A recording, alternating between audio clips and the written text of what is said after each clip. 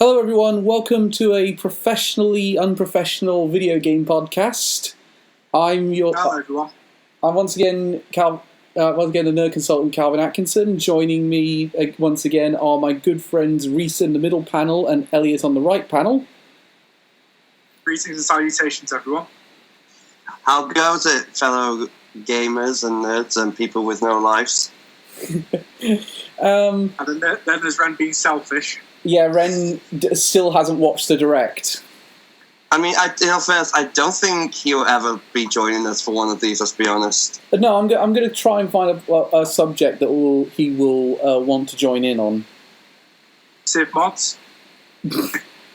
No, I'm not going to play. I'm not going to play these Civ mods on my PC. I care about my.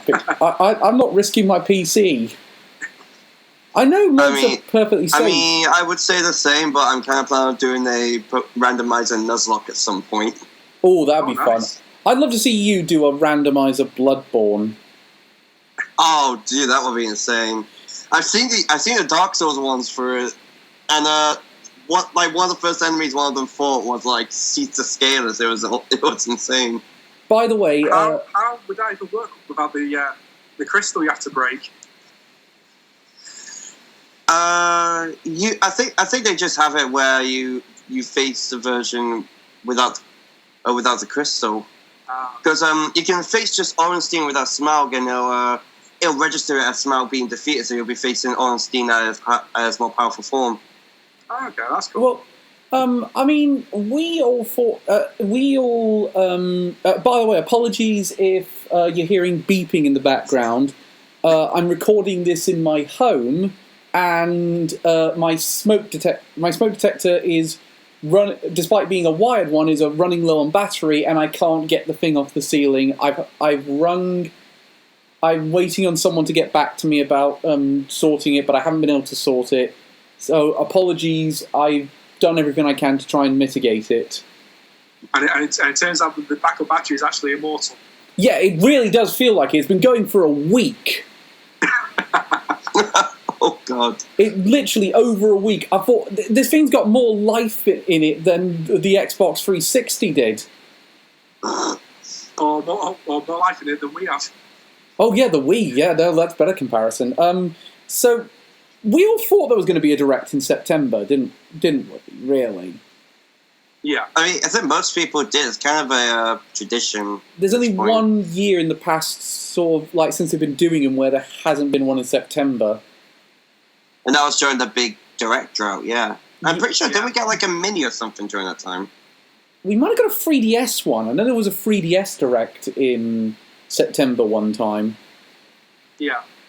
But I honestly thought they might skip it because they didn't really they wouldn't have too much to show. In fact, I even sent out a tweet saying I really don't think a September Direct is actually happening because I think it would have happened by now.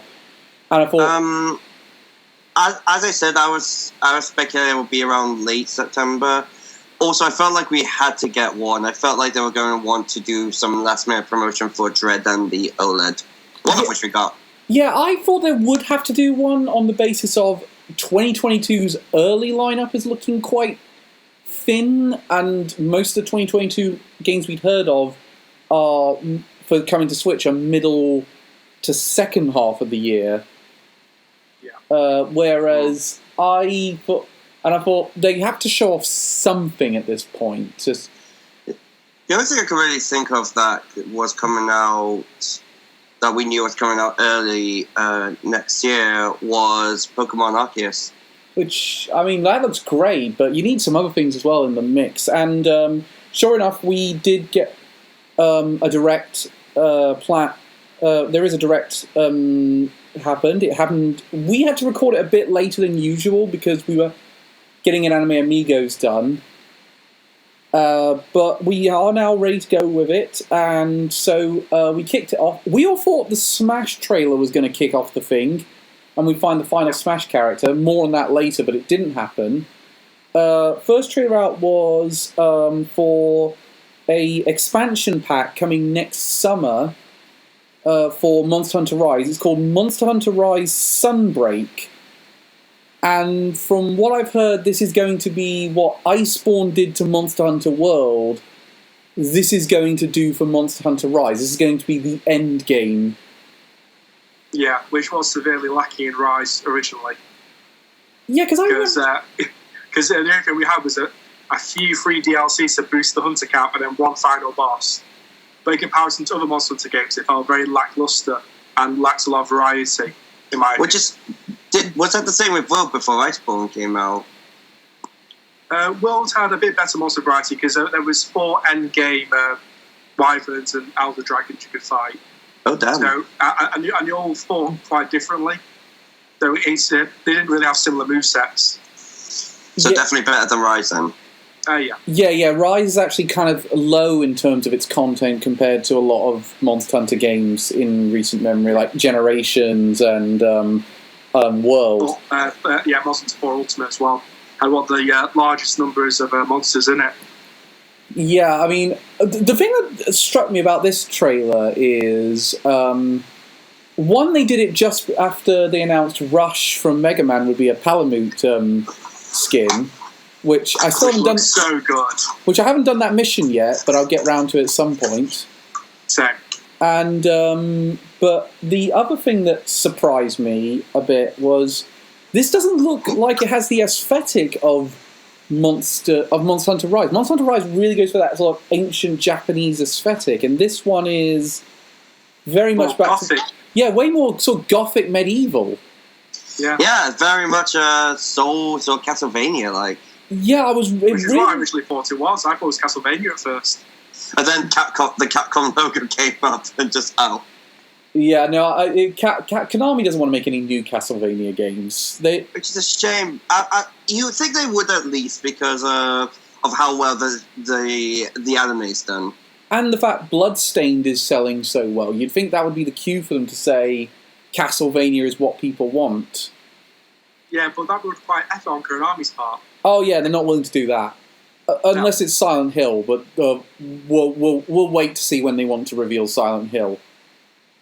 In which case it would just be more pachinko machines. I promise you, Silent Hill is an actual game. It's definitely happening. I will say right now, it will be I've got all the belief it will be announced by this time next year. So mark it now. 25th. I am quite confident that we are getting a new Silent Hill. From what I've seen, there's been a lot of information saying no, we are getting one. I'm going to mark it right now. I'm going to say by October of next year, we will see one of the new Silent Hill games that's being made. How much are we betting? Oh, I'll put £100 on it right now.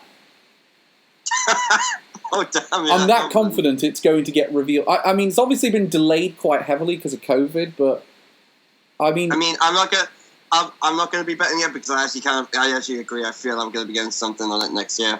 Yeah, especially around Halloween time. Yeah, actually, keep it seasonal. Yeah, Halloween does feel like Halloween either has to be the reveal or the release date for it. Yeah. When did PT come out? Wasn't that around Halloween? Give me a sec, I'll look it up. Yeah, look that one up, Elliot, for me. Yeah, as I'm currently recording this on my phone, so I can't look. No, it's August it came out. Why would you not release that around Halloween? That makes way more sense. I mean, did anyone... okay, so... Are we going to... I know, Reese, you're going to pick up Monster Hunter Rise Sunbreak. Oh, yeah, definitely. I will pick it up because I've been really enjoying Monster Hunter Rise that I've been playing. Elliot, what about you? Because I think you fell a bit off Monster Hunter Rise. Did this sort of make you think, I'm going to pay a bit extra and get a bit more content? I didn't stop playing it because I didn't like it. Don't get me wrong, I love Monster Hunter Rise. It's more just because, as I keep saying, I'm one of those people who just who plays a game I will play a game for a while, I have my fun with it, then I move on to something else. But I've been really tempted to get back into Monster Hunter Rise. This will be a good excuse. I'm getting this. Now, here's a question. Here's a question I wonder, Reese. How was it? I don't remember as much with Iceborne. It was, what sort of point in the game did you have to get to till you could do the Iceborne content? It was near endgame you had to do.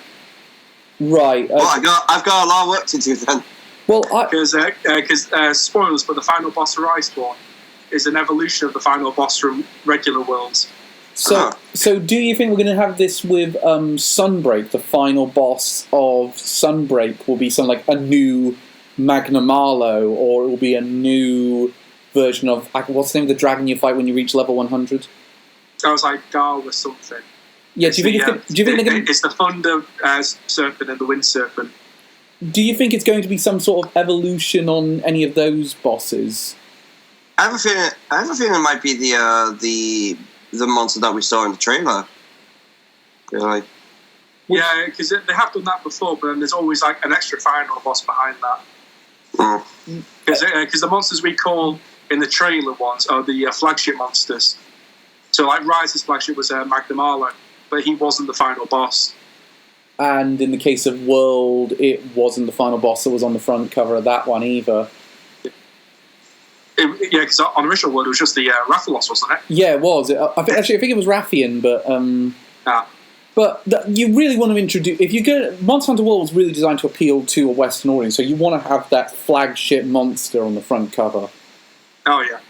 So I found it interesting that it's literally pretty much they opened the partner showcase in September with Monster Hunter Rise, and a year later, pretty much, we're opening with here's the expansion pass. Yeah. I also think they might have accidentally given away...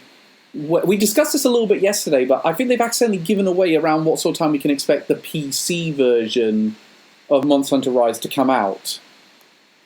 Yeah, it'll definitely be after this expansion, I think, because they'll want to do like a big bundle. Yeah, it's either going to be on the day or just after, because I think that if you got the PC, if you're putting this on Steam, you want to sell this with both games in one pack. Oh yeah. So I'm really excited for that one. We'll probably get more. We're going to see more of it at the Tokyo Game Show during Capcom's presentation, which is in a couple of days, isn't it? It's 1st of October, I believe. Yeah, right.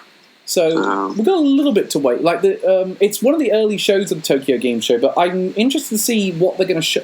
I wasn't interested in Capcom's show prior to this happening. I'm now quite interested to see what they're going to show off about Monster Hunter. Spoilers, it's just another E3. Actually, already it looks better than their E3 show, and they've given away what they're showing off. So next trailer along was they gave a little bit of an update to Mario Party Superstars. They announced the final 3 boards that are joining Peach's Birthday Cake and Space World. They've got Woody Woods, which wasn't a surprise because it was on the front cover of the box art. Yoshi's Tropical Island, which I really like that board, so I'm happy for it. But my personal favourite, Horrorland. Oh, it looks so good, that board. Which one of the games was that in, Rick? Was that in? It was one, because 1 through 3 was Horrorland. I think it was like 4 or 5, wasn't it? No, I'm pretty sure, because all the boards are from the N64 games. Is Elliot Frozen? Yeah. I think he has. Well, if that was just really not trying to blink. I'll let him know, but yeah. He's waiting in the lobby, I think. Do you know what's amazing, Elliot, right now? The Frozen you is still there. Really? So there's a non-blinking angry Elliot staring at us constantly. These red. We've already got 4 of us here. Hey! Oh boy, it's my evil twin brother, Belliot. I really hope this keeps happening so we get tons of Elliot throughout the thing. Yeah, just angry me, happy me, getting murdered me. So, Elliot, we couldn't figure out which Mario Party Horrorland is from. I think it's from 2. Yeah, I just looked up it was 2. Yeah, because I remember I watched PBG's video today. He was talking about how he wished like the Western board from 2 wasn't it, but he was happy with Horrorland. Yeah, I'm pretty sure Horrorland is from 2. Yeah, like I mean, because I thought Horrorland's from a later game because of how graphically good it looks. Yeah, it looks really good, and Woody Woods I think is a bit of a safe bet in terms of the board, but I like Yoshi's Tropical Island. Peach's Birthday Cake makes perfect sense. Yeah. I mean, something that would be cool is like if down the line they did update it, so we got more boards from some of the later games. Particularly the GameCube Mario parties; those ones were really good. Oh yeah, seriously, like.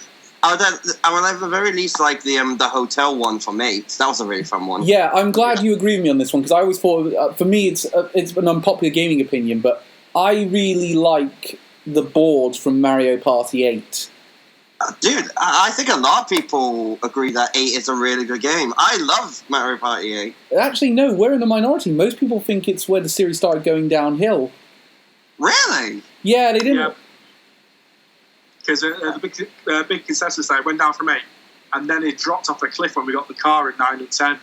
Oh, Jesus. I'm so surprised by it. I'm so surprised by that, because I've heard a lot of people say that they really enjoy 8. I think that happened because people saw everything that ND Cube has done since 8 and have gone, do you know, it wasn't that bad in the first place. Yeah. I mean, I'll be honest, I've always liked it, and the other me's gone. Oh. Bye, Ever Elliot.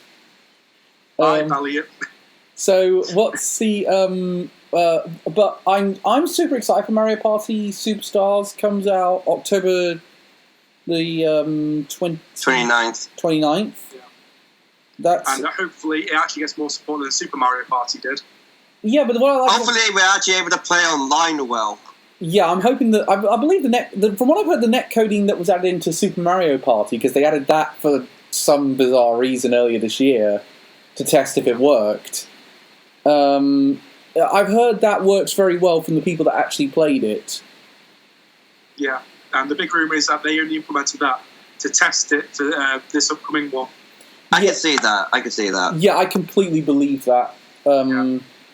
The next trailer was one that's coming out a day before that, and I think this was right up your street. This must have been right up your street, Elliot. It's a game called Voice of Cards. If you need a hint as to my thoughts on it, I've already pre-ordered it. It's a RPG based on tabletop card games, and is created by Yoko Taro. I mean, what more could you want? It looks really cool. Like I love the whole card game card aesthetic to it. It looks genuinely really nice. And for the listeners who don't know, Yoko Taro is the creator of the Nier franchise. Yeah. And Drakengard, we can't forget that. Yeah, what I find interesting though is you look at that and you just go, you look at it and the ideas of it and you think, that's Yoko Taro in a nutshell. It's something that's insane and shouldn't work if you heard it out loud, but as soon as you see it, you're like, yes, it works. Have you guys played the demo yet? I've not played the demo, yet. no. I'm probably going to wait till the game comes out, honestly. I've pre-ordered it, but I'm wondering, am I going to get as much time out of it when Mario Party Superstars comes out a day later? I probably will. I likely will. Yeah, it depends how long it is and how many campaigns there are.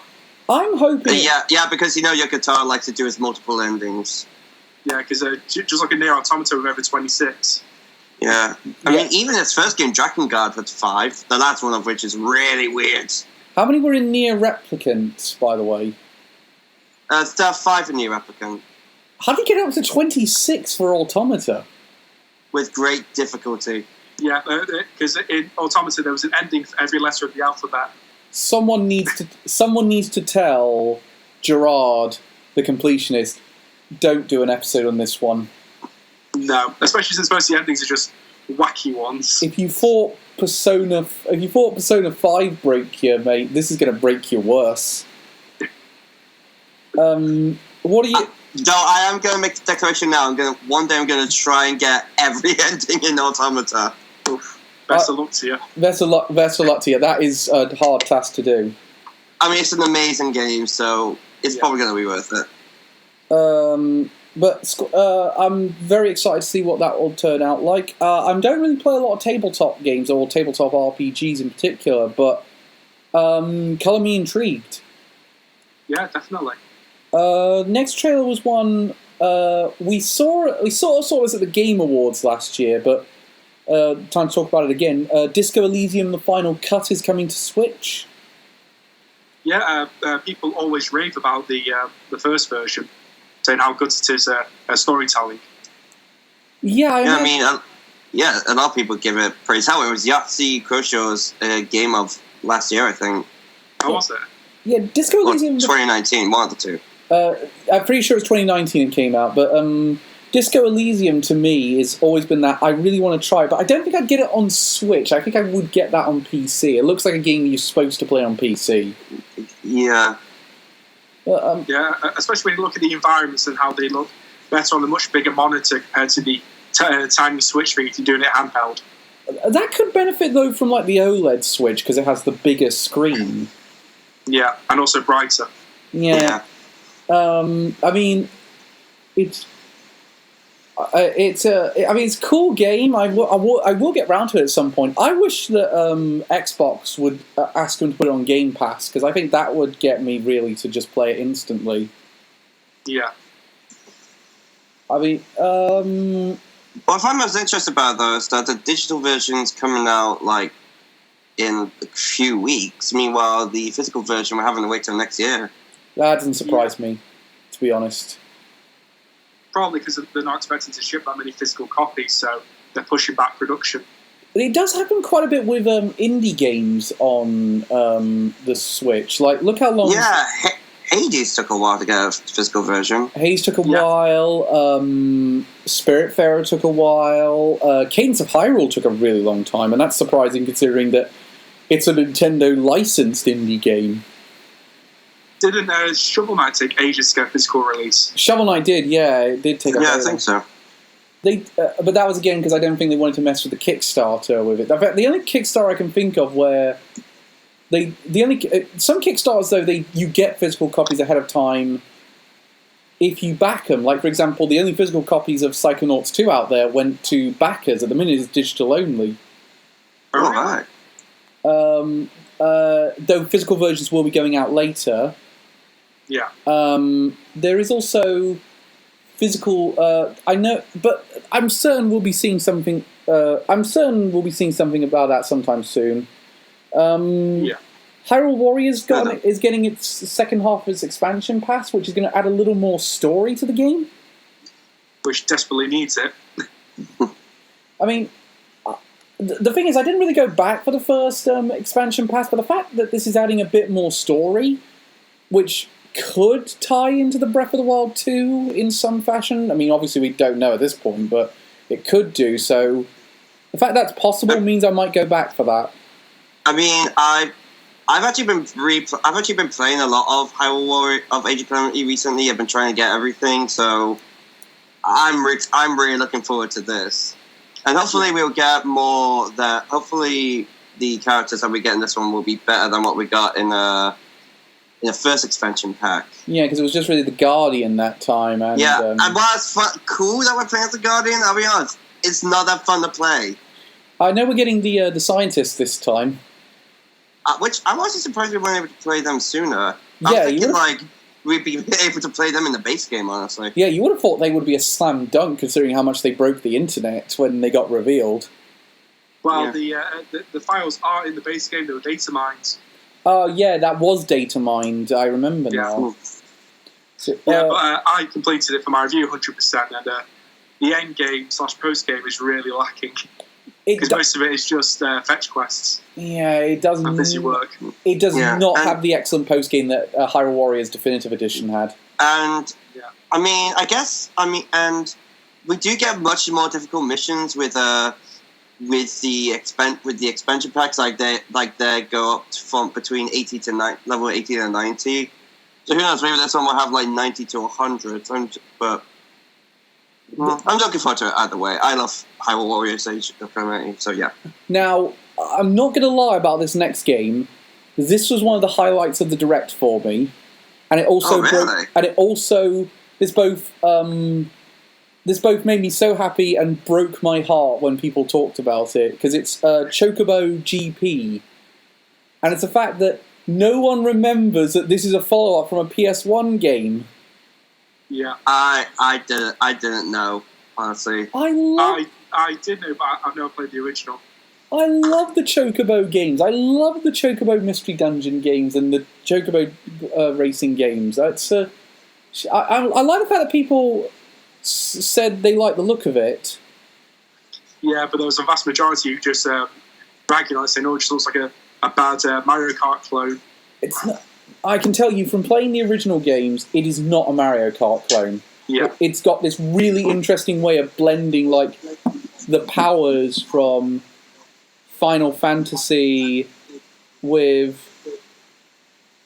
sort of the Mario Kart-esque item boxes. It does a very good job of sort of like merging those two together. Yeah. But still, who thought we'd be getting a Final Fantasy kart racer before we got Mario Kart 9? I must be honest, I'm not too unhappy we got that. Still on Mario Kart. I'm not unhappy that we got this. I'm actually excited for it, but I still want Mario Kart 9. I kind of do. Then just gotta say, you have to wait to the next Nintendo console for Mario Kart 8 Deluxe. Do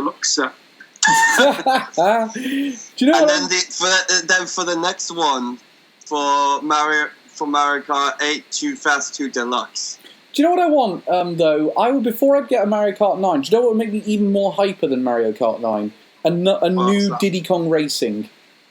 That would be cool, actually. I would really like that. Yeah, because that's one of the most popular games on the N64. Why have they never done that? Wouldn't it be a bit difficult? Because I know we got one for the 3DS, but that was just a remake. Do you think it would be a bit difficult without Rare? I'm not entirely sure. I'll give you one example. You could give it to Next Level Games. You know, the Luigi's Mansion team. Oh yeah, they're also the guys that did the Mario Strikers games, right? And they did Punch Out on the Wii. So they are a versatile. Ah, that's great. Yeah, they did. So they're a very versatile studio. Nintendo owns them now. So you could just say, do you want to make it? I mean, they wouldn't necessarily have to get Banjo and Conquer. I mean, they could call Microsoft and say, can we have them? Yeah. But at the end of the day, if they didn't get them, then you could easily make that game and put 2 original characters in to replace those 2. Yeah, because it's not like the game revolved around them, like, story-wise. Yeah, Rare only owns those 2. They don't own any of the other characters, because all the other characters appeared in the 3DS version. Yeah. What, what would make you guys more hyper? Mario Kart 9, Nintendo Kart, so like a Smash Brothers kart racer, or a new Diddy Kong Racing? Nintendo Kart, if I'm honest. Yeah, Nintendo Kart has more possibilities. Yeah, I'll give you that one. Okay, I'll rephrase that. If it was a choice between Mario Kart 9 or a new Diddy Kong Racing, which one would you take? I'd probably go Mario Kart 9 just to see the evolution of what they do. Considering we can now drive underwater and that. To see if they could do like Sonic All-Stars Racing, transform, waking them, turn into a plane. I feel like I would also go Mario Kart 9 just because I feel like it would be a lot easier to be done right than with Diddy Kong Racing. I want both to happen, but I think Mario Kart 9 makes a little bit more sense. But I also think Mario Kart 9's not going to happen anytime soon because 8 keeps selling well. I'm feeling if we do get a new Diddy Kong Racing, it will be around the same time that if Diddy Kong Racing is put on the N64 thing. So, yeah, we'll get onto that in a minute, but the thing about it that weirds me out completely is the fact, who is still buying Mario Kart? Like, kids who are just getting a Switch. Yeah, that's pretty much all I can think of. Just brand new gamers. But it does feel like I keep wondering, how does this game keep selling as well as it does? Yeah, but I mean, to quote Scott the Wars, some people say, oh, but Mario Kart 8's doing so well. Why do we need a Mario Kart 9? I mean, a game selling well is an excuse to make a sequel. I agree. I think that makes a lot of sense. I don't know when we see Mario Kart 9, but it's a guarantee it's going to happen. It's just when does it happen? Yeah. So next game was the highlight of the Direct for me. This was the best thing of all the Direct, in my opinion. So. And it's they announced a new Kirby game is happening. Wait, just quickly before that, we got the Smash thing. That wasn't after this Kirby. No, that's before. Oh yes, you're right. Sorry. They did announce that a Smash character is coming into the game. The final Smash character will be announced on October the 5th. With a final Sakurai Presents that will have a 40-minute presentation. They'll go over the new character, what their moveset is. They'll reveal the final Mii costumes, the final amiibo, what they're going to look like, and it won't be the final quite yet. We still have the entirety of Wave 2 to go through. Yeah, but they're going to show off what those amiibo look like, and then they're going to start releasing them next year. So Min Min has already been confirmed as next year, so they're going to show off what the Steve amiibo looks like, what the Sephiroth amiibo looks like, what the Pyra and Mithra one looks like, and what the Kazuya one looks like, and whatever this final character is, and then they're going to release them all in 2022. So, I mean, I don't want to speculate on which character it's going to be, because anytime people speculate, it goes horribly wrong. Yeah. But let's just say, do we think it's first party or third party, considering it's getting a presentation to itself? I think it's going to be first party, just to end it with a big Nintendo character. Yeah, I'm going to say first party as well. I'm going to say first party as well. I'm going to agree. I think it is first party, but I don't know which character they will have picked. The only things I can think of possibly are the legendary Pokemon from a Pokemon from Sword and Shield, potentially, but there's already some Sword and Shield spirits in the game. But, I mean, you could make a map out of the wild area. I don't think that's beyond that one. And there is some new music from... that's a point. What music would they bring in if it's Sword and Shield? The only thing I can think of is the gym leader theme. Well, there's also the ones from the Isle of Armor that people really liked. Oh yeah, those ones would be interesting. Or potentially, it could be something from Metroid Dread. What, the Emmys or something?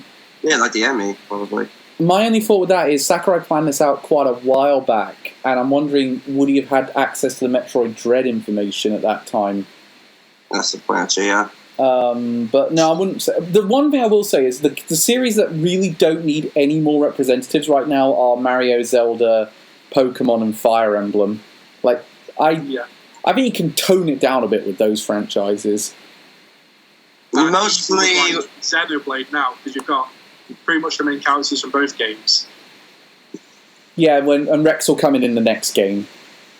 Yeah, and Rex already in as a Mii costume anyway. What are you thinking, Elliot, on this one? At this point, I'm not really speculating, because at this point, I honestly don't mind who the last one is. I got Sephiroth. I wanted a Final Fantasy representative. I've already got what I want. I'm perfectly satisfied with whoever else they bring in. As long as it's not Fire Emblem. I do like the fact that you asked for Lloyd from Tales of Symphonia, and that was a Mii costume. I mean, I just said Lloyd from Tales of Symphonia just because it's something like Smash fans have been wanting for a while. I thought it would be really cool. Mostly people were asking for Dante, and he turned up as a Mii costume. And that was a day where many hearts were broken. I really am starting to think now Crash is a Mii costume. Yeah. So we all know I want Crash Bandicoot the most. Yeah. The one I've heard online, everyone's really speculating it's going to be is Master Chief, and I'm like, no, it fucking isn't. It's really not. I'm calling it now. Banjo is going to be Microsoft representative. No, Steve is a Microsoft representative as well. Yeah. Yeah, good point. But that's the point. Microsoft's already got 2 representatives in there. I don't think they're going to get a third one. Yeah. Who would? And at least with Steve, he wasn't a Microsoft created character, because that was from Mojang, who they bought. Well, technically, Banjo's not a Microsoft-created character. He's created by Rare when they were still working heavily with Nintendo. But he has that Nintendo history, which is why it made so much sense to put him in there. What about you, Reese? Is there anyone you think I'd really like that fighter to come in? I'm pretty much happy with any ones, but I'd like to do like a Monster Hunter, actual hunter. Yeah, we already got the Hunter Me costume, so I don't think that's happening, unfortunately. But the possibilities of that moveset could be really good. Yeah, that moveset makes so much sense. I don't know. Maybe the main character from Monster Hunter Stories. That would be interesting. But actually, the problem with that though is that you customize that character.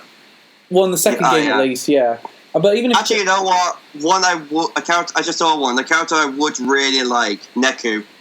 From The World Ends With You, yeah, that would be interesting. You get loads of great music from that one. If they announce it, if on the 5th we see it's Neku from The World Ends With You, I would not be upset with that choice. I'd say, okay, that makes a good final choice. Oh, absolutely not. You know what? I would actually flip if he wasn't. I actually kind of want him in now. And you could do a sort of... Yeah, because with my thing on that, though, how would his art style reflect in the game? I think they could do something similar to what they did with Shulk with the sort of Monado arts with the different pins. Yeah. We have had characters with different art styles come into this game before. I mean, look at Steve from Minecraft. You'd think, how would you get his art style in there? And he merges in, and he works in very well. Joker from Persona 5 as well. Still, I'm going to quote Scott Lawaz again, he still looks weird next to Mario. Yeah, both are supposed to be typical humans. Well, we'll talk about Smash Brothers down the line, because we're probably going to do a podcast about Smash Brothers when it's completed.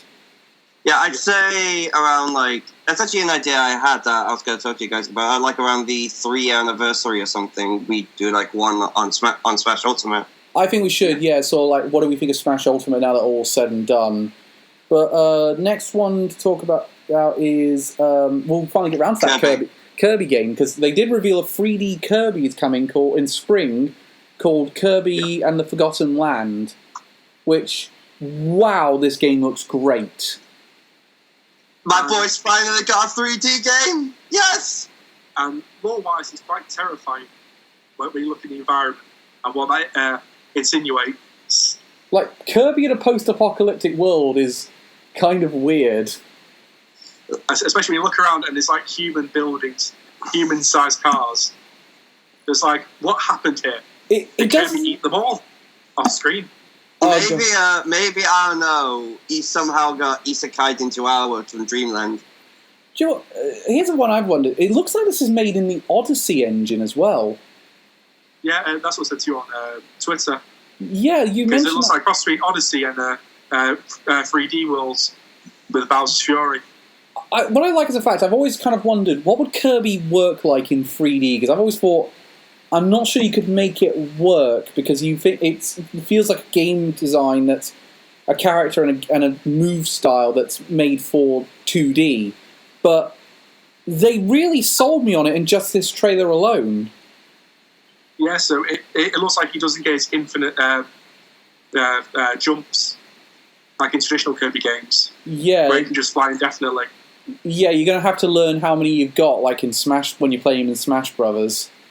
Yeah, otherwise that would just negate all 3D platforming challenges if you just float up to the top of something. I think you could... You could just fly to the final boss, let's be honest. Yeah. I just love the fact he flies in and just goes, "I'm here, bitches!"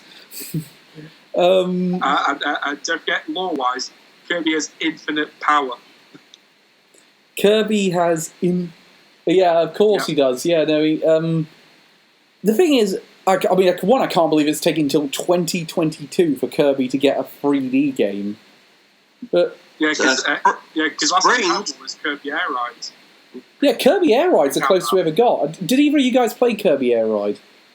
Yeah, I did. I used to have a demo of it. I didn't. I never played it. No, probably will I ever, because that game is goddamn expensive. God, imagine if really expensive. Oh god, imagine if we got Ren in on it and we could play Kirby Air... We got GameCube 4 controllers and Kirby Air Ride out and just did City Hunter for... Oh, that'd be amazing.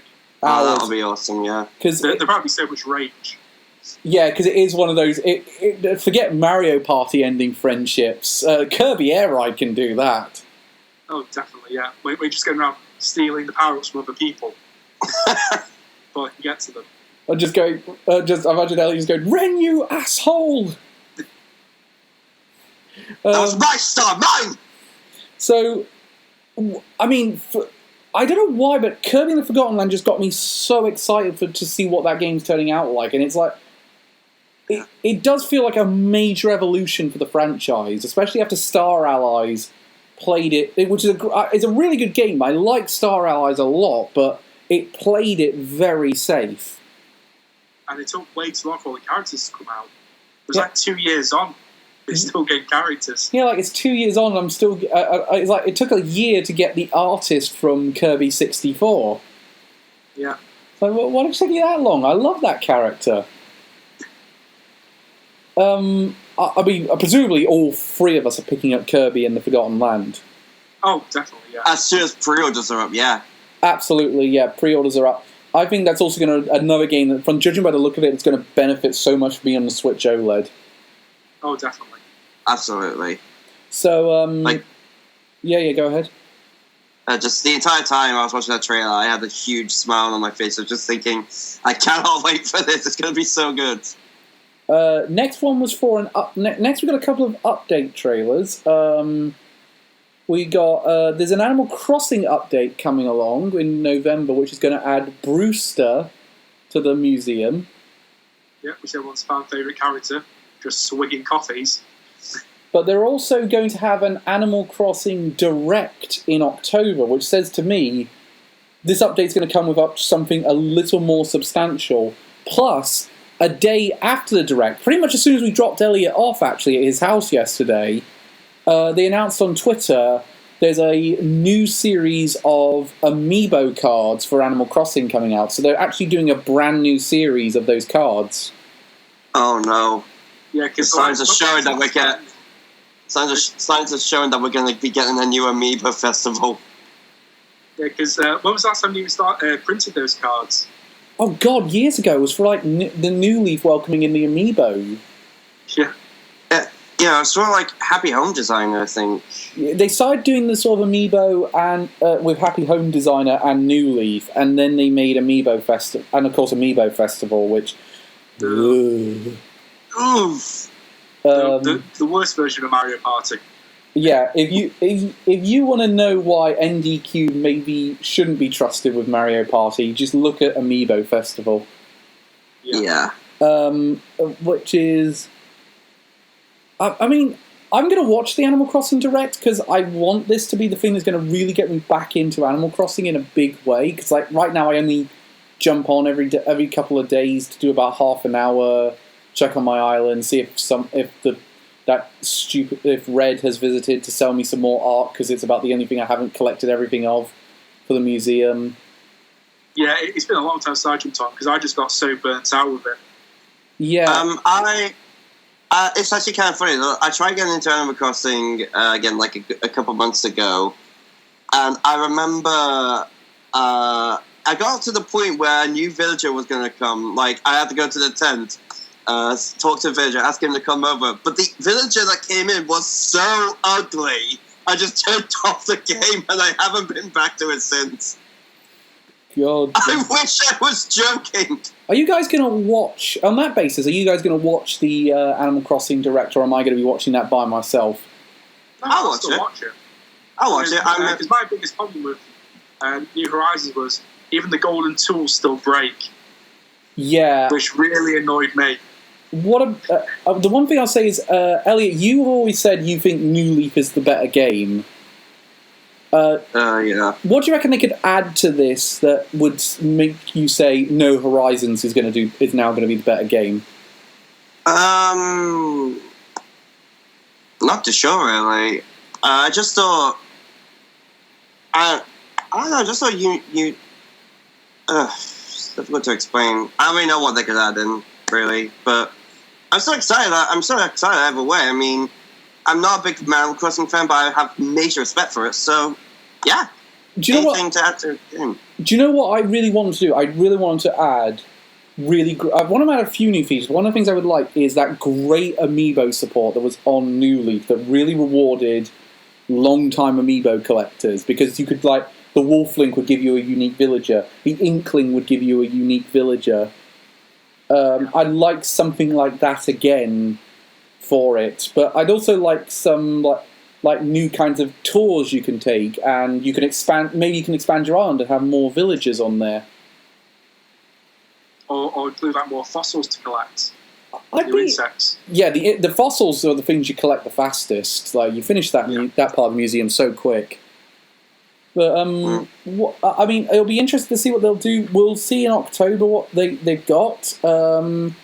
Then they did an update for a game that none of us reviewed very well. Mario Golf Super Rush is getting another new 2 courses and 2 characters we don't care about. That was such a letdown of the game. Quick question. When they showed Ninja, I'm not the only person who thought he was from Fall Guys, right? No, I kind of recognised him from New Super Mario Brothers, but I was like, of all the Mario enemies to put in this, you put in Ninja. Yeah, because I recognised him as well. Because it was also in there, wasn't like a Mario Maker 1, like a speedrun thing. Yes, he was, yes. Yeah. But, like, that's where I remember him from. My thought process of that was that I'm never going back to Mario Golf Super Rush, but you didn't put in Diddy Kong? Yeah. He's right there. Why not Diddy Kong? Hell! Oh, well, yeah, but I was just so let down. Because that's that pathetic excuse for a story mode. Oh, yeah.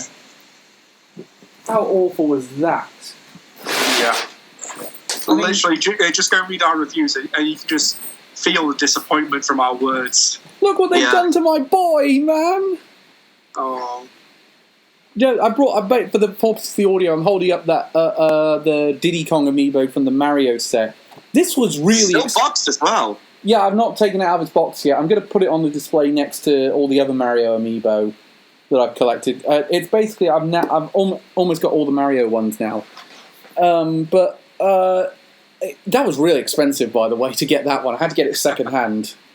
Still looking through my way through the through all the amiibo honestly. I'm trying to plan on getting all the Smash runs before moving on to anything else. Now, and I just don't have the room for amiibos. Now, of all the 3DS games, I imagine we're going to come to the Switch. I wouldn't have guessed that one of them would be Disney's Magical World 2 Enchanted Edition. I had never heard of this game before. Have you guys?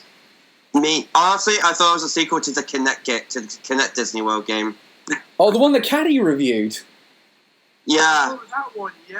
I remember that. Which has one of the best moments of him when Mickey says, "Oh, this isn't for me, it's for Goofy," and he's just burying his head, going, "No." I knew about this game, but I've never got around to playing it. I'm not going to play it on this one. No. But like again, of all the games, why not put one of the other ones like Mario 3D Land, A Link Between Worlds, the Ocarina of Time and Majora's Mask remakes, or hell, Kid Icarus Uprising. Yeah, Kid Icarus Uprising. I would kill to play Kid Icarus Uprising. Yeah, the only problem with Kid Icarus Uprising is it's got such a bad control scheme. Yeah, it's not great. I imagine putting it on the Switch, you might be able to fix that. Still, yeah, because don't forget, it was that bad they had to sell a stand for people to buy and use for it. Because you literally couldn't hold the 3DS and play at the same time. Oh God. Yeah. No doubt they probably fix that with it if we ever go out on the Switch. So at the same time, I feel like it would need a full-on remake. Still, one of the interesting things here is next one is it's good news, but I'm cautious about it. Which is Star Wars: Knights of the Old Republic is coming to the Switch. Yep. Which is good, but and it's been done by which is weird because it's been done by Aspyr Games, who are doing that from the ground up remake for PlayStation 5. Yeah. So I am looking forward to this. The only problem is we don't know if it's the original Xbox version, because that was originally an exclusive, or the more recent mobile port, which wasn't as good. I've got a sinking feeling it's the mobile port. Yeah, so that's the big thing in the community at the minute. So it can either be really good and run well, or absolutely dog shit. Oh, what do you think, Elliot? Because you're not. Have you ever played KOTOR? I played the mobile version. Oh Jesus! Yeah, it was not that fun. You poor soul. If you can find a copy of the Xbox, I'm looking to find a copy of the Xbox version because it does run backwards compatible on Series X. Yeah. But I imagine that's one of those really expensive games on eBay. Yeah. Oh yeah, massively. So it won't help with me because I don't have any Xbox consoles. I imagine Microsoft might put that on Game Pass, but at this point in time, it's a bit. I love the idea of it coming to Switch, but I really hope it's not a terrible version of it. Right. One second, I just look up how much Knights of the Old Republic costs. While you're doing, actually, it's quite cheap. How much does it go for? The PC. The only version of the oh wait, that's a sequel. Most of the well, at the very least, the PC version only costs like a couple quid. Yeah, you're best off looking at sealed versions. Yeah, one second. I'll look up the Xbox. Like you get like second hand, it'd be like a cracked disc or anything, or scratches. Yeah, one second. I'll look at the Xbox version. Yeah. Yeah, even the Xbox versions are. Oh, actually, a couple of these are expensive. Someone's selling it for over 1,000 quid. What the fuck? Yeah. Good luck with that, pal. And NTSC sealed. Fucking hell. Yeah, because that's the main thing. You need to look at sealed copies for it to run the best. Now, thanks to the Taiwanese rating board, we did know the first Dying Light game was coming to Switch, but they also announced, and they did announce when that's coming out over here. But they announced it's coming natively as well. But they also announced Dying Light 2 will be coming to the Switch as a cloud version. Like more cloud versions? Yeah. Hitman 3 Cloud didn't sell that well, did it? No, it didn't at all. And it doesn't even. I don't think the control cloud version sold that well either. Yeah, because again, these games are. If you wanted to play these games, you likely did have the console. You likely did because you had the console powerful enough to play them. Yeah, exactly. Like people who wanted to get these games probably already played them or will probably get them on other consoles. The main consoles. Yeah, the main game with the Switch is that you're able to take it on the go with you. So the fact you're not able to play these on the go kind of ruins the purpose of them being on the Switch, I guess. Like you're never going to. If you try to rely on public Wi-Fi, you're buggered. Yeah, and you could never turn your phone into a Wi-Fi hotspot that's powerful enough to do that. No, definitely. Nah. So I don't. At the very least, without draining all your data. So it's like I've got the means to play Dying Light 2 if I wanted to, in several other ways. I would not pick up a cloud version to play it on the Switch. It does seem to me that developers are going to have to decide if they want to do these on the Switch or if they just want to abandon the Switch. I'm wondering what the third-party support of the Switch is going forward until the next model of Switch comes out that can do 4K. Yeah, because even though the OLED's coming out, it's not a more powerful processor. Yeah, but we do believe there is another Switch coming out that will have a more powerful processor. I mean, we'll hear about that next year probably. But on a better note, Triangle Strategy was revealed to definitely be Project Triangle Strategy's final title, and it's coming out on... I hate that name! I hate that name. As I said to you yesterday, to quote Arlo, Project Triangle Strategy sounds like the shit name that a project has, so they have to change it. No, they just stuck with that. God damn it. Yeah, because when you have a title that starts with Project, it's normally just a dev name that they then change later. It seems to be the case with a lot of Nintendo games. The project names always end up being the last ones, like Octopath Traveler, Hyrule Warriors. The irony being that Octopath Traveler and Triangle Strategy are both made by Square. I mean, this is published by Nintendo, so this will be a Nintendo exclusive for quite some time. And it's great to see... Triangle Strategy still looks great, though. Oh, definitely, yeah, with the whole pixel aesthetic. Oh, I love it. Yeah, absolutely. It's another great game made in that HD 2D engine that Square's been developing for Octopath Traveler and the Dragon Quest III remake. I'm looking for... It's meant to come out early March as well. March the 4th. March 4th, yeah. I mean, that to me feels like it's their game for the end of the fiscal year that will sell quite well. Unless they have another one in mind, but I think this does... I feel like all the games that are announced for Nintendo for 2022 at the minute will come out after March. Yeah. So, I mean, if that's what we're getting, I mean, I think that'll be a great cool-down game, sort of like 2 months after Legends Arceus. Yeah. And depending how expansive Arceus is, we still be playing it by then. Yeah, that could be interesting to see. I mean, what are your thoughts on Triangle Strategy, Elliot? I absolutely love Octopath Traveler.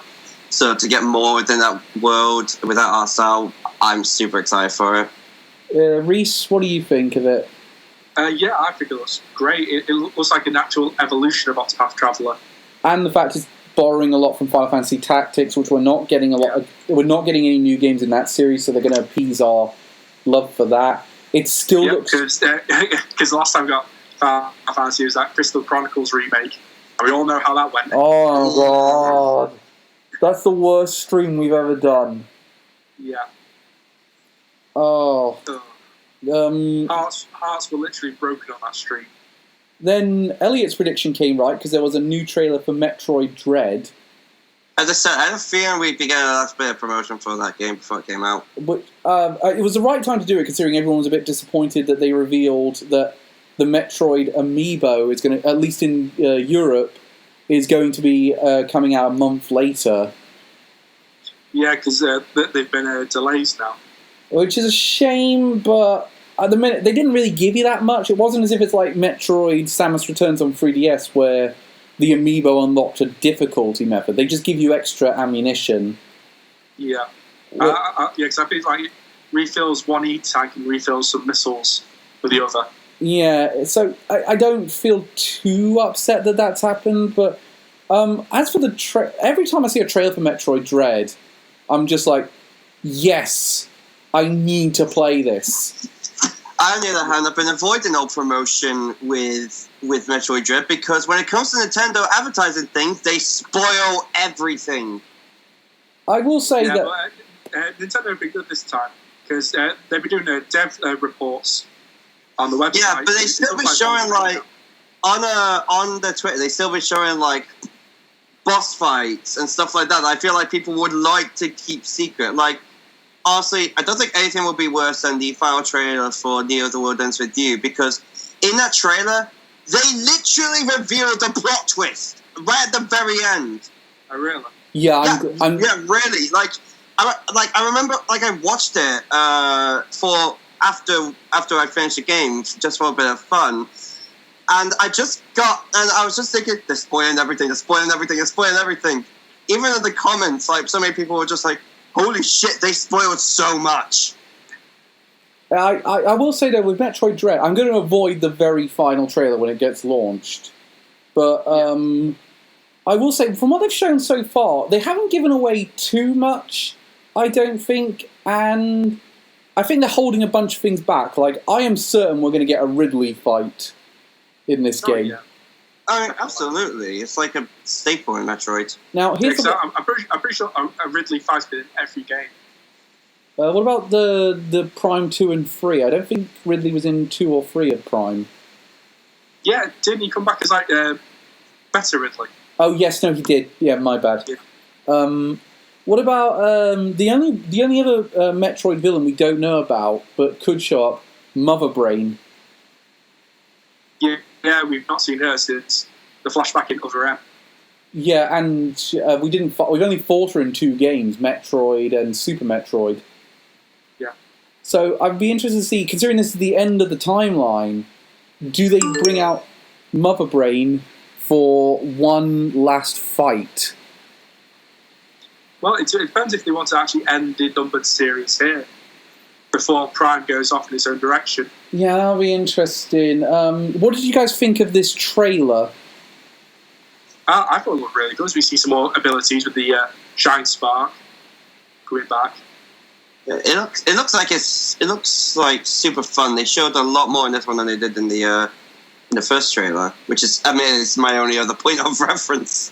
So, what is? I mean, you guys we're all really excited for Metroid Dread, I'd say. Oh yeah, definitely. October. I got the tweet yesterday saying 2 weeks to go. I'm just counting the days till I can play Metroid Dread now. Super Monkey Ball's going to get me through the final little bit of it. I just really hope it sells well. That the series continues with other games. We don't want another drought. I mean, it's a lot of people are really excited for it. Pretty much everywhere and everyone I've talked to, I've always heard hype for the game. In order to be the best-selling Metroid game ever, it would have to sell over 3 million copies. Yeah. Do we think it does do that? I think it will eventually. I don't think it will in the first couple of weeks, but I think down the line it will. Yeah, I'd say so. I think it does it in the first year. Yeah, definitely. Well, incidentally, I listened to the Spawn Wave podcast, and one of the guys, I think I mentioned this on a previous one of these we did. One of the guys on there has bet it won't do that, and if it does do it, he has to complete Balan Wonderworld. Oh, well, at 100%. Yes. Oof. So he's putting a lot on the line for that one. So the next, so after that, they then went into the updates to Nintendo Switch Online. As predicted, they're adding a new tier to Nintendo Switch Online. We don't know how much it's going to cost yet because they're going to detail this next month. But for all that, you're going to get Nintendo 64 games as a collection. And Sega Mega Drive games, or Sega Genesis for the Americans. Filthy Americans. Which everyone's been reposting, those old Mega Drive commercials. Yeah. Where it says Genesis does what Nintendo don't. Yeah. And it's very ironic. It's almost like they're apologizing now. Just no, sir, you can put our capes on. Yeah. We failed with the Saturn. Please take our remains. It feels like that scene in South Park where Eric Cartman's trying to fight someone, hyping himself up. Someone just stops and he goes. Do you know what I like is though? So let's we'll talk about Nintendo 64 in a minute because they also revealed you can buy a Nintendo 64 controller and a Sega Mega Drive controller for £40 each. Which I might pick up both of them. I definitely want to pick up the Sega Mega Drive controller because it's a really good controller. That one. I'm not so sure about the Nintendo 64. I've never been a fan of that controller. Do you see what people put up? The Pro controller with a fork in the middle, and they put tape over some of the other buttons, just saying, "Oh, I missed the N64 controller." Yeah, it's not the brilliantly designed controller, but I probably will get it for nostalgia, especially considering some of those games are really built around that controller, as I discovered trying to play Mario 64 on Mario 3D All-Stars. Oh, you think that's bad? You think that's bad? Imagine trying to play Ocarina of Time using the control stick. That's difficult enough with a GameCube controller, never mind a Switch controller. I'll be interested to see... Because Ocarina of Time, the controller was so bad, they had to invent Z-targeting just for that game. Yeah. I mean, it was a smart decision in the end, because Ocarina of Time... and they continued it with every Zelda game afterwards. Yeah. It'll be so before we talk about the games that are coming from Nintendo 64, which I'm pretty sure the ones we're a bit more hyped about, should we talk about what the initial lineup of the Sega Mega Drive games were? Yeah, it's quite a big lineup. There's Sonic 2, Echo the Dolphin, which is good because it's not on a lot of those Sega Mega Drive collections. Yeah.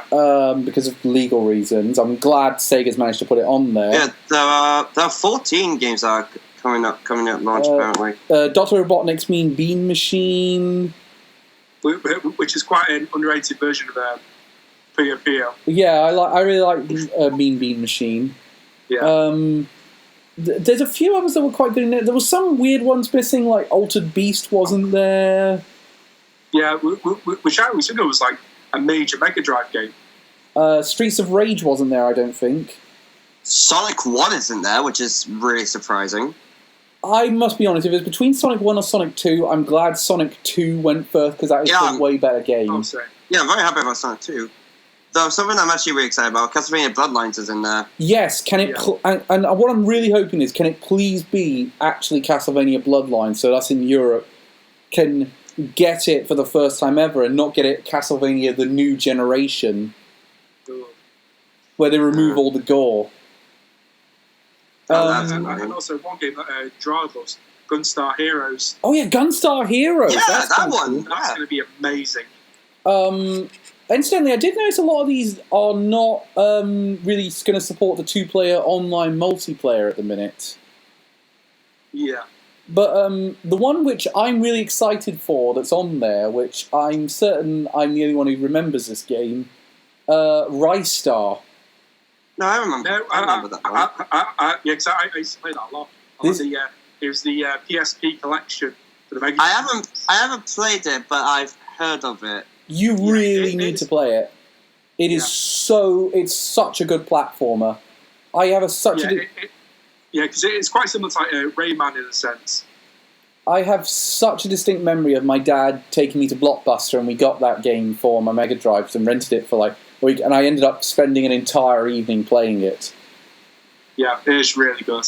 It's if you want a really good review about why it's very good, I'd say look up Black Mage Benjamin's video on it. He does a very good job explaining why the game is so good. But I mean, that's a great selection at launch. Yeah. I'm surprised. I was initially kind of surprised. One, this exists because there's so many Mega Drive collections out there, and including one on the Switch already. Yeah. But also because why would you be paying more for this? But again, I suppose it is they are licensing a third-party company, so it makes a bit more sense that would cost you a bit more than something that's in Nintendo's internal studios. Also, one game I really like up on here eventually, Rocket Knight Adventures. Rocket Knight Adventures, I think, has to come on there at some point. Because they didn't really go into detail about some of the games that are coming in the future with this one. I would really like Sonic 3 and Sonic and Knuckles to come on there. I think Sonic 1's a given. That will just happen eventually. Hopefully Sonic 3 and Knuckles in one package rather than the two being separate. Or you can do some kind of lock-on technology like you could with the Virtual Console versions of those games. Yeah. I can't think of much. I wouldn't mind seeing the Sega Mega Drive version of Street Fighter 2 come on there. That was a pretty good version of that game. Wasn't Turbo on the Mega Drive? I believe Turbo was, yeah. Yeah. What about, is there anything else we can think of where we think, I really like that game to come onto NSO, Sega Mega Drive? Well, the game before Gunstar Heroes I really enjoyed, Vector Man, which was all like the prototype for it. Oh yeah, Vector Man's cool. Elliot, anything you can think of? Not really, honestly. I'm not very much of a Mega Drive fan. I've always been more of a Super Nintendo fan. Which is it's weird for me because Sega Mega Drive was my first console, so it's a huge deal. So it's always been kind of a huge deal for me on some level. So because a lot of people think it's the Atari 2600, your first console. Oh dear! No, I thought most people thought his console was the Odyssey. Oh dear! I'm only 31, for God's sake. Let's talk a little bit about Nintendo 64 though, because that was the big deal of this update. Yeah. Oh my god. So the games that are coming at launch are Ocarina of Time, Super Mario 64, Mario Kart 64. Mario Kart 64. One sec, I'll bring up the list now. Star Fox 64. Star Fox 64 is on there. There's it's pretty much just the games of 64 in the title. In that case, where's Superman 64, damn it? No. Under no circumstances. I will cancel my subscription immediately if they put Superman 64 on that selection. Yeah, Okay, yeah. I'm pretty sure it's just in a giant heap under DC Comics headquarters. Yeah, the ones that are currently that are coming up at launch are Super Mario 64, Mario Kart 64, Star Fox 64, Yoshi's Story, Sin and Punishment, Legend of Zelda: Ocarina of Time, Win Back, Mario Tennis, and Dr. Mario 64. So 9 games. That's a good. Oh yeah, and I saw as well. For us in the West, Dr. Mario 64 is exclusive. In Japan, which I hate, they're getting the 2 custom Robo games. Oh yeah, really? It. Which I'm so annoyed at because I love those games so much. Oh fucking hell! It's a bit like the fact that in Japan they get Fire Emblem and and the early Shin Megami Tensei games on NSO, and we don't. Why aren't we getting Shin Megami Tensei? I know, it would make so much sense. Yeah. Like they could really revitalise the NSO on the NES in like a month's time by saying, "Get ready for Shin Megami Tensei 5. Here's Shin Megami Tensei 1 and 2." For example. Literally, there's so many fans out there. Just hire one of them just to translate the games. Yeah. Still, at least we got one Japan exclusive coming to the West for the first time with what game was it again? Sin and Punishment. Yeah. I'm looking forward to that. I would like to try out Sin and Punishment, see what the deal of it is. Did you guys ever play the Wii exclusive Sin and Punishment game? No, I haven't. No, I did. That was a sequel to the N64 one, wasn't it? Yeah, I think so. I'll be interested to see how that turns out. Out of all of them, though, the game, there's some cool ones in there, like Yoshi's Story. I think is great. I've never played Dr. Mario 64, so I'm interested to try that out. I'm looking forward to being able to play Mario Kart 64 with you guys. Yeah, online Mario Kart 64. Yeah. Like, I'll be honest, I was tempted to get the game for the N64, for my own N64, just so I could play it with other people. So playing on this, that would be really cool. I'm looking forward to playing Star Fox 64 for the 5th time. It's been ages since I've played it. I'm willing to go back and play it again. Well, there's so many versions of it now, because there's Lilac Awards we got for the NES, and Star Fox 64. Then we got the 3DS remake. Then we got Star Fox Zero, and now we're getting 64 again. Like 5 versions of the same game. I mean, at the same time as the N64 is N64 and NSO. It's one of the most iconic games for the system. You have to put it on there. You could not have N64 without Star Fox 64. Yeah.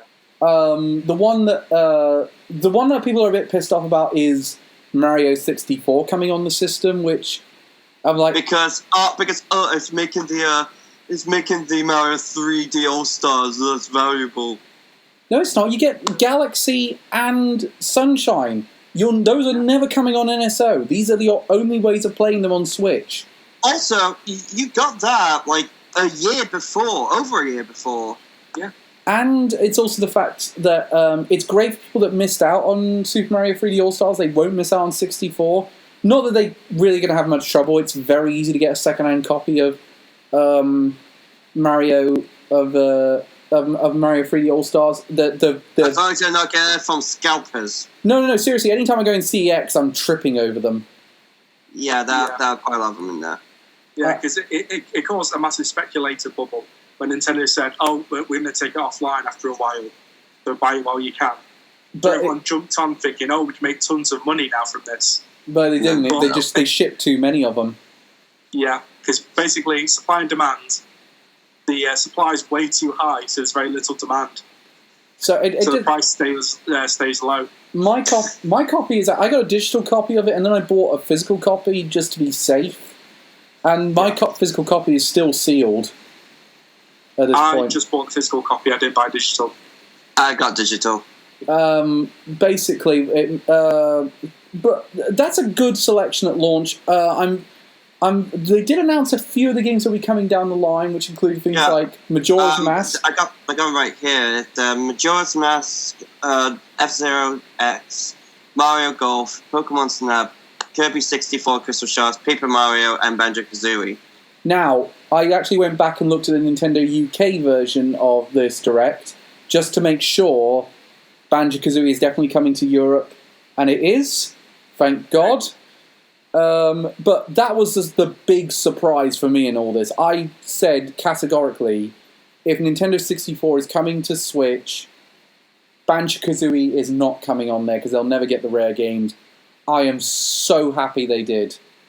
Hopefully it also means you'll get more rare games like Banjo-Tooie potentially, maybe Diddy Kong Racing, and hell, I would flip if we got Conker's Bad Fur Day. Yeah. I think the one I would like to rule out, because I don't think they'll do talks with Sony or MGM over this, is GoldenEye. Yeah, probably. Yeah, because the big problem with that is that it's a movie license game. So there's so many more hurdles you have to go through to get it.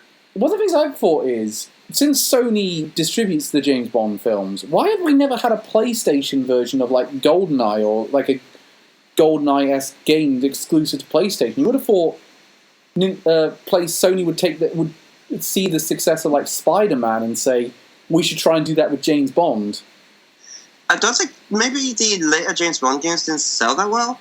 Yeah, because I think the last major James Bond game was that Quantum of Solace, where they merged Casino Royale and Quantum together.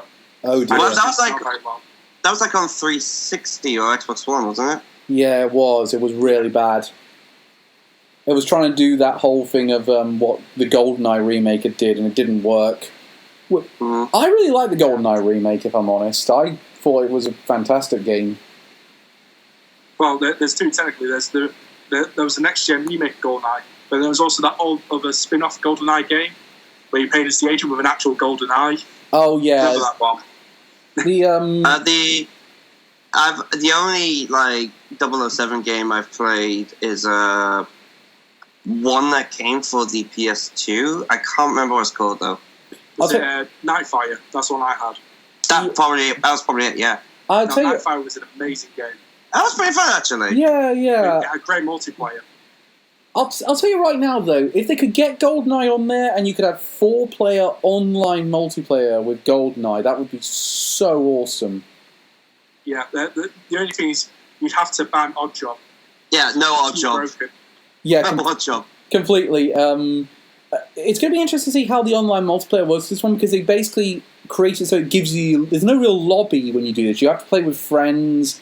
So, and it basically, the game basically plays itself like it's doing local multiplayer, but it's actually doing it online. So it'll be interesting to see, will it be split screen when we get Mario Kart 64 and we're all playing that? Yeah. But, I mean, out of all the ones, obviously, I think Banjo-Kazooie is the one, is Banjo-Kazooie the one that you guys are most excited to play out of the ones that are coming in the future? Yeah, definitely for me. Honestly, for me, it's Majora's Mask. What I'm actually quite excited for in that lot is Pokemon Snap, to see if that still holds up again. And the one also, another one I'm very excited for is Kirby 64. I've heard a lot of good things about Kirby 64. Yeah, because we were talking about it the other day. It's the first one to allow to mix powers.